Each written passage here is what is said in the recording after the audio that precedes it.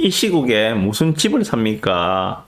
고꾸라진 서울 주택 매매 심리라는 기사가 있어서 가져왔습니다. 같이 보실 거 요거예요. 부산일보 기사인데, 지난 단행된 석 달 만에 반토막 부산 아파트 거래. 부산 아파트 거래량이 이 앞에 2016년도 박 대통령 탄핵 때는 석 달 만에 아파트 거래량이 부산에 반토막이 났다는 내용입니다. 그런데 이번에 또 혹한이 오나? 뭐 이런 기사예요.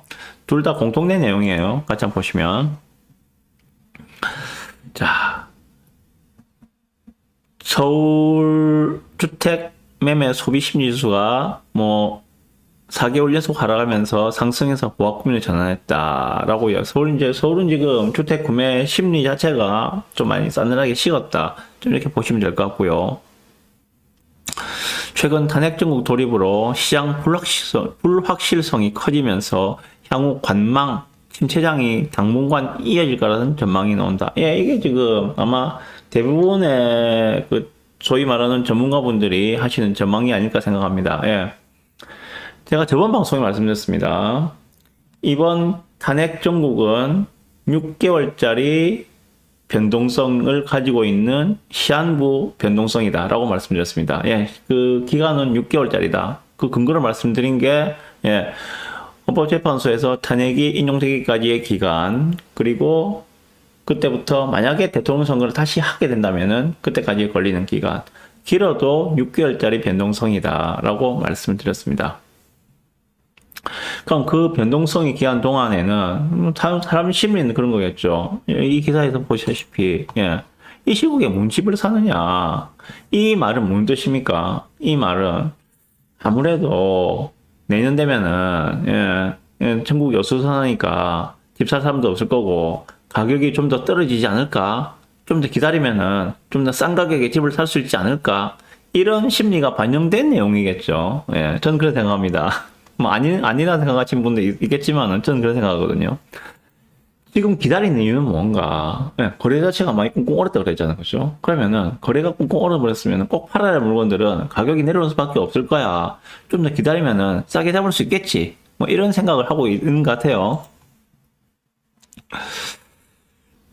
좀 더 보시면 일단 뭐 전국적으로 지금 주택 매매 심리 지수는 뭐 하락을 하고 있다. 뭐 이런 이야기를 쭉 하고 있고요. 자, 탄핵 정국에서 침체된 주택 시장의 향방은 어떤가? 이건 아무도 몰라요. 아무도 모르는데 일단 하는 이야기는 그런 겁니다. 대통령 탄핵 정국 속에 정치적 불확실성 확대로 부동산 시장의 침체가 더욱 깊어질 가능성이 제기된다. 자, 첫 번째. 먼저 금융권 대출 규제 강화 여파로 매수 심리가 얼어붙어 매매 거래가 줄고 매물 적체는 급증하고 있고 미분양 주택마저 증가하는 상황이었습니다. 맞죠? 예, 이게 지금 10월달, 11월달 상황이에요. 그런데 12월달에 정책적 불확실성이 극대화되었기 때문에 앞으로 당분간은 이러한 관망 심리가 좀 더 지속되지 않겠는가, 뭐 이런 이야기를 하고 있습니다. 그래서 한 부동산 전문가는 대통령이 모든 직무에서 물러난다고 발표했지만 탄핵안을 두고 여야 갈등이 해소되지 않았고 대통령이 조기 퇴진할 경우 대선도 진행해야 한다. 대통령 선거가 진행된다면은 만약에 현재 윤 대통령이 탄핵 이 인용이 되어서, 예, 새롭게 대통령 선거를 진행하게 된다면은 현재로서는, 예, 현재 야당이 정권을 잡을 확률이 조금 더 높죠. 현재 여당이 정권을 잡을 확률보다는 야당이 정권을 잡을 확률이 좀 더 높습니다. 그럼 지금까지 윤석열 정부에서 진행해왔던 모든 부동산 정책들은, 예, 다 뒤집어지겠죠. 이후에 만약에 민주당 정권이 들어서게 된다면은 어떤 형태를 보일 것인가, 혹은 앞서서 경험한 문재인 정부의 정책들을 보시면은 잘 아실 수 있을 까 생각합니다. 예. 규제가 상당했었죠. 예. 어쨌든 그거는 뭐 지금 예단할 필요 없는 거고 닥쳐서 대응하면 되는 거니까. 어쨌든 지금 과거에는 어땠는가 그걸 보시면 요건데요. 보면은 과거에는 자 이게 지금 탄핵 정국 속에서 부산 아파트 거래량입니다. 2016년도에 어떻게 했는가? 2016년도 10월 달입니다. 박근혜 대통령이 탄핵이 국회에서 가결이 된 것이 12월 달이에요. 2016년도 12월 달. 10월 달, 11월 달은, 한참 거리에서, 촛불 들고 있는 그 시기였고, 12월 달에 이제 탄핵이 국회에서 가결된 시기가 12월 달입니다.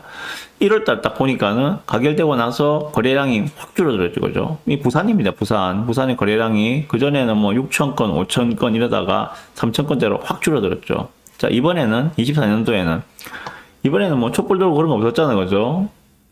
12월 3일 그 계엄 사태로 인해 가지고 이번에는 그 탄핵이 국회에서 가결된 상황이기 때문에 뭐 거래량 자체도 별로 없었어요. 그죠? 어차피 뭐 3천 건 안 되는 이러한 건이었는데, 지금 뭐 12월 달 거래 통계가 나와봐야 알겠지만은 제가 저하고 이제 코어 가시는 부동산 소장님들에게 뭐 주기적으로 전화를 드려서 분위기가 어떤지 여쭤보고 있습니다.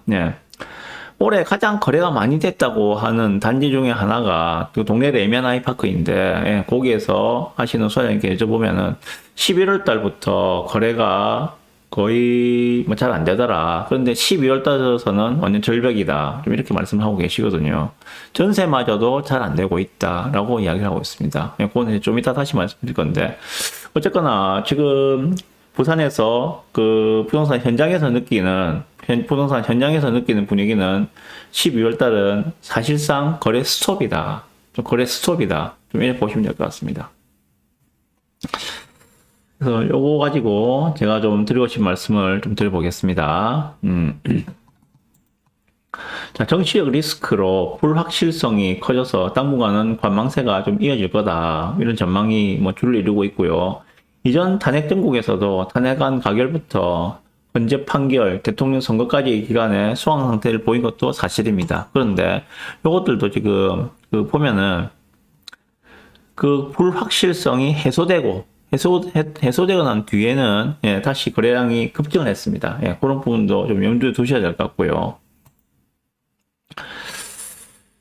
그래서 지금 뭐 전국이 맑게 어수선하기 때문에 사람들 하는 이야기들이 다들 뭐 집 살 시기는 아닌 것 같다. 일단 전세로 들어가자. 뭐 이런 수요가 좀 많이 늘고 있는 것 같아요.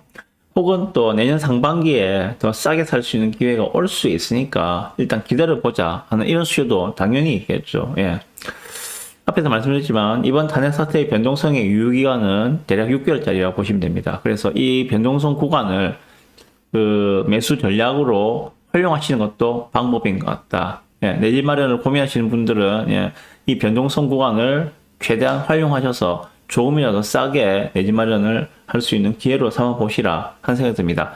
이 불확실성의 기간은 변동성 6개월짜리 말씀드렸습니다. 새로운 윤석열 대통령이 다시 직무로 복귀하든지 아니면 새로운 대통령이 선출되든지 그 순간이 이 변동성이 끝나는 시점입니다. 그 전에 의사결정을 하셔야 된다는 말씀을 드리고 있는 겁니다. 자, 그리고 만약에 새 정권이 들어선다면은 민주당 정권이 들어설 가능성이 높죠. 현재로서 높으니까. 그렇다고 해도 지금부터 25년, 26년, 27년, 3년간의 전국적인 공급 부족 현상, 요거는 어쩔 수 없는 현실입니다. 그렇다면 당연히 공급이 부족하면은 가격은 올라갈 수밖에 없겠죠. 그런데 이전에 겪었던 문재인 정권에서 봤듯이 민주당 정권은 주택 가격이 올라가는 것을 결코 용인하지 않습니다.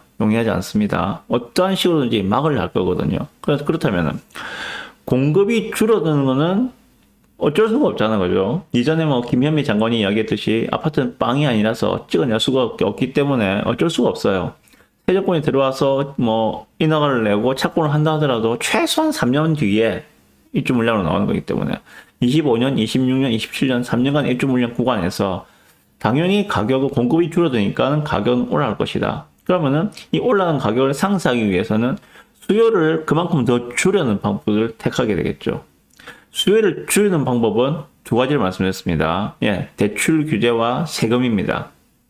어떠한 세금 규제, 그리고 대출 규제가 나올지 알 수가 없지만은 아주 강력한 대출 규제와 세금 규제가 나올 가능성이 높다. 왜? 그냥 놔두고 보면은 공급 부족에 의해서 가격이 올라가는 게 명약 관화이기 때문에. 이러한 부분들도 다주택자 분들은 좀 신경을 써서 포지션을 정리를 하실 필요가 있을 것 같아요. 네. 그리고 방금 말씀드렸지만 이렇게 이제 그 공급이 줄어든 상황에서 수요를 더 억제하는 이러한 방법을 갖다가 쓸 수밖에 없는데 이게 근본적인 해결책은 아니죠. 이게 근본적인 해결책은 아닙니다. 결국 어느 순간에는 이 눌려진 수요가 어느 순간에 터져 나올 수밖에 없을 것이고 원하는 건 그런 거죠. 그 수요를 눌러놓고 가격이 오른 걸 막아서 수요를 눌러서 가격이 오른 걸 막아서 그 사이에 공급을 진행시켜야 되는데 이게 과연 언제까지 이 수요 억제책이 먹힐 것인가 그리고 공급은 언제 다시 정상적으로 돌아올 것인가 이 싸움이라는 생각이 들거든요. 시간 싸움입니다. 시간 싸움. 좀 그런 생각이 들고요. 어쨌거나 좀 크게 봅시다. 크게 봤을 때 앞으로 향후 시장 전망에서 예측 가능한 거는 두 가지입니다. 예측 가능한 건 두 가지입니다. 첫 번째, 공급 부족입니다. 올해 25년도 부산의 입주 물량 만 세대, 만 천세대 25년, 26년, 27년 3년 연속으로 만 세대 초반이에요. 3년 합쳐서 3만 3천 세대인가 3만 4천 세대밖에 안 나와요. 부산의 입주 물량이. 서울 마찬가지입니다. 25년, 26년, 27년 극심한 입주 가뭄입니다. 이건 팩트거든요. 그래서 확실한 거는 두 가지. 첫 번째 공급 부족, 요거는 팩트입니다. 그리고 두 번째는 금리 인하입니다. 금리 인하. 지금 금리 인하 사이클로 들어갔고 어느 시점에서 멈출지는 모르겠지만은 금리 인하를 계속 지속할 수밖에 없을 것이다. 왜? 금리 인하를 하지 않기에는 우리나라의 대한민국의 경제 사정이 그렇게 녹록치가 않기 때문에 이 두 가지를 보시고 이 두 가지가 결국은 추세를 결정할 것 생각이 들거든요. 금리는 인하할 것이다. 공급은 3년 동안 부족할 것이다. 이 두 가지 요인으로 추세가 결정될 것 같다. 그 사이에 변동성 구간은 분명히 나올 거예요.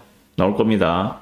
이번처럼 이렇게 뭐 대통령 탄핵 사태라는 이런 변동성이 나올 수 있을 것이고 새 정권이 만약에 들어선다 하더라도 뭐 규제책을 내놓을 때마다 변동성 구간들이 들을 수밖에 없겠죠. 하지만 이러한 변동성들은 단기간에 그 유효 기간을 가지고 있는 것들이고 실제 긴 추세를 만드는 것들은 금리 인하라는 것과 공급 부족이란 것. 이 두 가지가 장기적인 추세를 만들 것이다. 좀 이렇게 생각이 듭니다. 여기서 좀 코멘트 드리고 싶은 게 그런 거예요. 내가 매수를 하고 싶은데 나는 바닥에다 사고 싶다는 욕심은 버리셔야 합니다. 바닥은 신도 몰라요. 신도 모릅니다. 조용히 부동산만 보고 부동산 공부만 하는 그런 전문가라는 분들도 바닥 모릅니다. 지나고 나서야 그때가 바닥이구나 라고 이야기하는데 하물며 일반인이 바닥을 찾아서 정확하게 매수를 할 수 있을까요? 불가능하거든요. 그래서 어느 정도 무릎이 야하다, 발목 정도다라고 생각이 든다면은 과감하게 매수를 하시는 전략이 필요할 것 같고요. 마찬가지로 파는 것도 마찬가지입니다. 매도를 하는 것도 내가 꼭 재팔 거야. 불가능합니다. 몰라요, 그거는. 아무도 모르기 때문에 어느 정도 내가 수익이 확보되고 한다면은 그 시점에 파는 것도 방법이지 않겠는가라고 생각합니다. 그래서 매수든 매도든 좀 욕심을 버리고 이번 변동성 시기를 최대한 활용을 하셨으면 좋겠다. 이렇게 말씀드립니다. 네.